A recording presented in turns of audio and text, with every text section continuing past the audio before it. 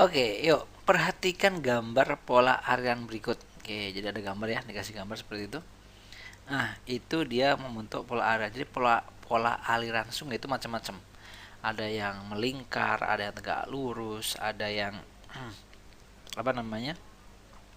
Tidak beraturan seperti itu ya. Nah, di gambar ini termasuk pola apa nih? Nah, kalau kalian perhatikan tuh, kan sungainya itu sebenarnya ini ada itu tuh sebenarnya ada sungai besarnya gitu ya. Nah, ini ada sungai besarnya seperti ini.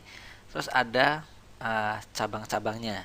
Bentar, saya kasih bikin kecil lagi cabang-cabangnya. Nah, gitu ya. Terus ini ada cabang-cabangnya nih. Nah, tuh ini aja cabang-cabangnya ke sini gitu ya. Sip, ke sini misalnya gitu. Nah, nah, ini tuh ini ada sungai utamanya dan yang merah-merah ini adalah cabang-cabangnya.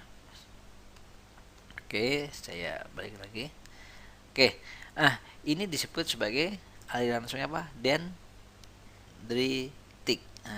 Dendritik. Dia mirip kayak pohon, ya. Jadi kayak pohon, ini cabangnya. Jadi ini kayak pohonnya, misalnya gitu ya. Ini pohonnya. Nah, yang ini adalah cabangnya. Nah, jadi mirip gitu, gitu ya. Ini biasanya terjadi di daerah dataran rendah, gitu ya. Atau bisa juga di daerah pantai atau dataran pantai tapi yang berbatuan homogen. Sip, gitu ya.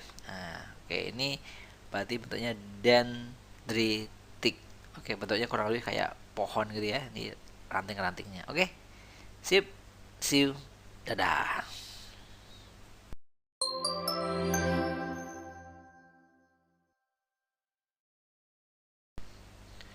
Oke, lanjut ya.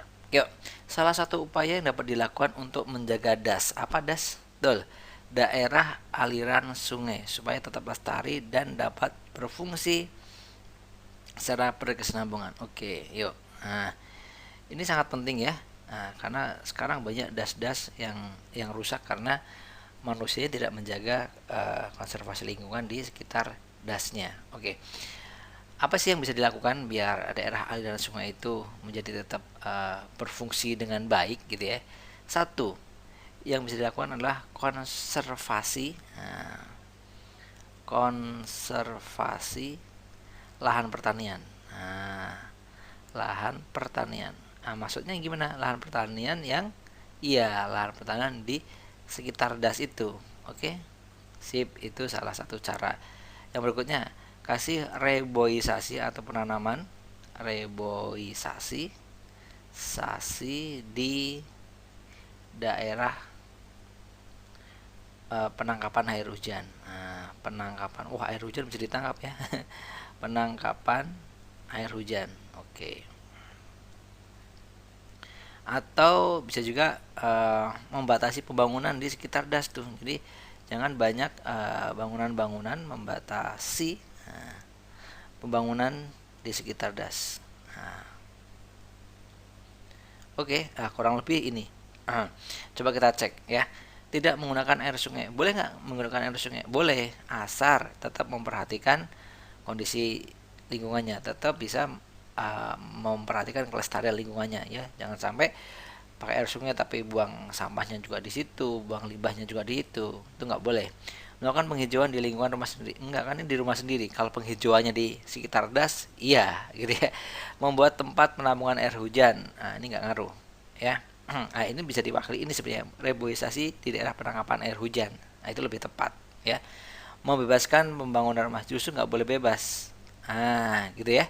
Justru harus dibatasi. Melakukan konservasi lahan pertanian. Sip, ini dia. Ngerti ya? Oke, cakep. Oke, maju terus, pantang mundur. Dadah.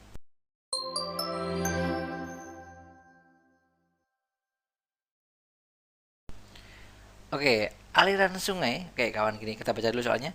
Arah aliran sungai terhadap kemiringan. Jadi nanti aliran sungai bisa dilihat dari kemiringannya. Tapi nanti karena kemiringan itu alirannya ada macam-macam. Ya, ada yang disebut dengan sungai konsekuen. Sungainya konsekuen, guys. Konsekuen. Apa nih maksudnya? Sungainya konsekuen. Jadi arah alirannya sesuai dengan arah lerengnya. Berarti arah aliran itu sama dengan arah kemiringan lereng. Nah, arah kemiringan. Dia disebutnya dengan sungai konsekuen. Ada juga nanti ada sungai subsekuen. Subsekuen. Nah, apa itu sungai subsekuen? Sungai yang mengalirnya tegak lurus dengan konsekuen. Jadi ini subsekuen itu dia tegak lurus dengan konsekuen. Wis, gitu ya. Sip, berarti motong dia ya. Kalau konsekuennya gini, misalnya ini ada lereng dia miring kayak gini nih, ini konsekuen. Nah, nanti kalau subsekuennya jadi ke sana. Nah, dia tegak lurus. Nah, gitu ya, kurang lebih gitulah. Terus ada juga obsekuen. Nah, apa itu obsekuen? Nah, obsekuen. Obsekuen itu adalah arah sungai subsekuen nih yang arah alirannya berlawanan dengan arah konsekuen ya. Jadi subsekuen itu adalah obsekuen itu adalah ini yang obsekuen itu adalah subsekuen. Nah, subsekuen tapi arahnya berlawanan. Nah, berlawanan dengan apa? Dengan arah konsekuen. Arah alirannya ya, konsekuen.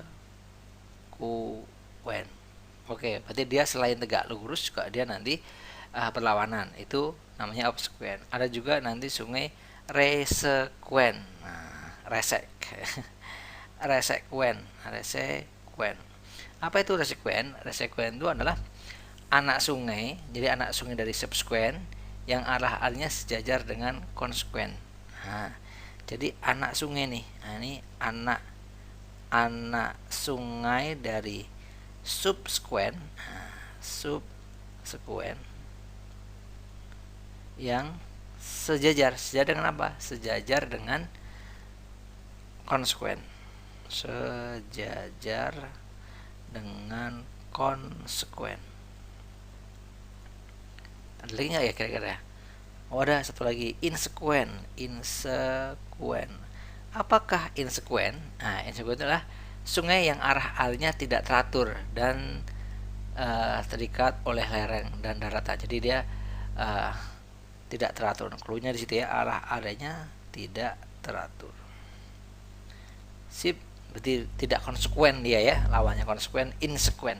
Oke, di antara ini jenis-jenis aliran sesuai kemiringan lereng. Kecuali, nah yang ditanyakan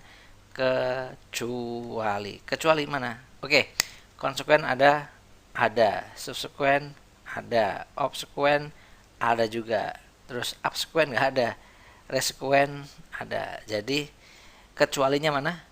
Iya betul, kecualinya nih dia, absekuen nggak ada, gitu ya. Nah, adanya abnormal cafe. Oke, sip, oke, see you, dadah.